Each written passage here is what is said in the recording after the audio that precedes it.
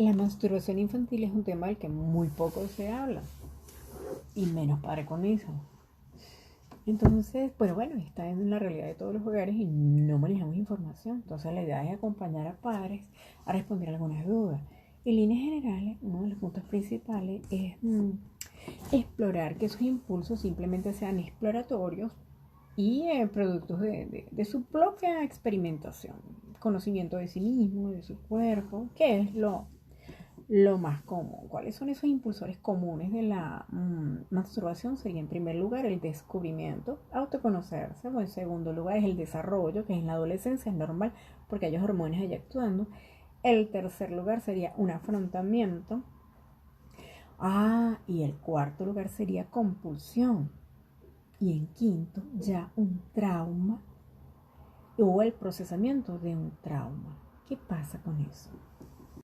¿Qué es lo importante cuando manejamos? No tanto los términos, porque no vamos a terminar siendo, ¿verdad?, médicos, ni psicólogos, ni siquiera en estos temas, pero si queremos manejar como papá, como mamá, una idea general de lo que es la masturbación infantil. ¿Qué es lo esperado? ¿Qué no? ¿Qué es normal? ¿Qué no?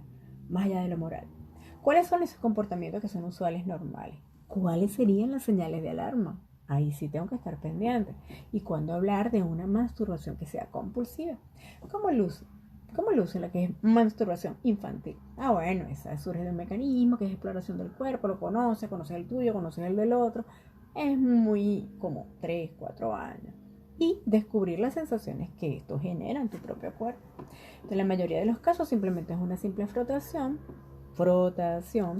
o contracción y relajación rítmica de esos músculos que pertenecen allí, a esa área de la zona genital.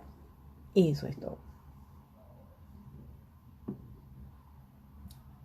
Obvio, es normal, los niños no están internalizados en saber que, bueno, eso se tiene que hacer en privado, no lo saben. Entonces, conforme crecen, van incorporando esta idea de retirarse a un espacio más privado.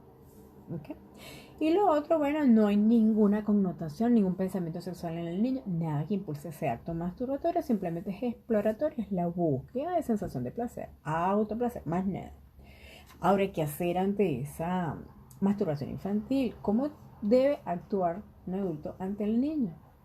¿Cómo hacer que se detenga? Bueno, nada, simplemente a veces utilizan términos muy contraproducentes, frases, cosas que retraen o mentiras o creencias que dañan más bien la naturaleza del niño. Y entonces eso puede generar traumas para todo el vida. Entonces la idea es darle un espacio, pero respetuoso. Simplemente decirle que es en privado. No hay que ponerse tan nervioso. ¿Dónde si tienes que poner tus señales de alarma? ¿En dónde? A tener presente cuando se habla de masturbación infantil. Cuándo es importante observar si ellos están utilizando ese acto de masturbación como un mecanismo para evitar algo. ¿Ok? Entonces puede ser usado, por ejemplo, o para adormecerse, o para evitar un dolor físico, o lo más común, para evitar algo emocional. Ojo con eso, allí sí hay que estar alerta. O cuando se utiliza el acto masturbatorio infantil, también cuando incluye mímicas que no son de niños, gestos o actuaciones que son explícitamente actos sexuales.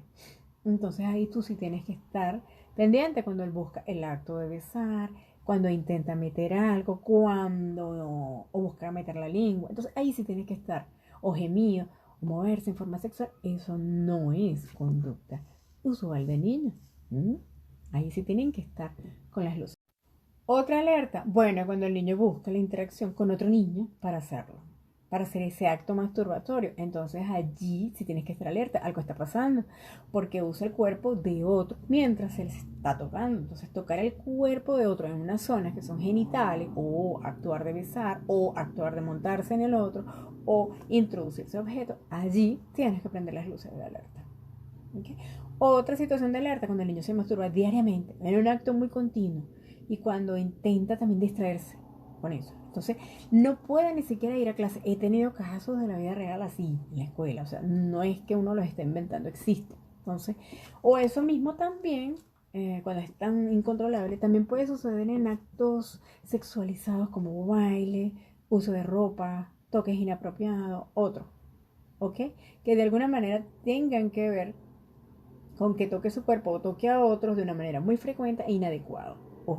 ¿Cómo luce entonces la masturbación infantil cuando es compulsiva? Ojo, compulsiva es que ocurre de una forma muy frecuente y no la minimiza con ninguna distracción. No hay manera de detenerlo.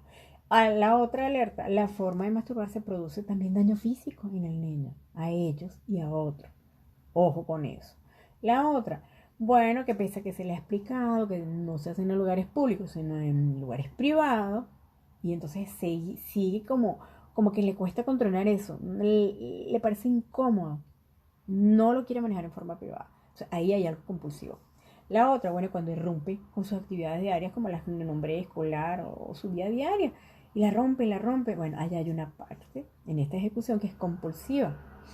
Y la otra, que cuando son persistentes en ese acto de masturbación y se muestra ansioso, hostil o agresivo, cuando se le pide que deje de hacerlo. Allí está, en forma compulsiva.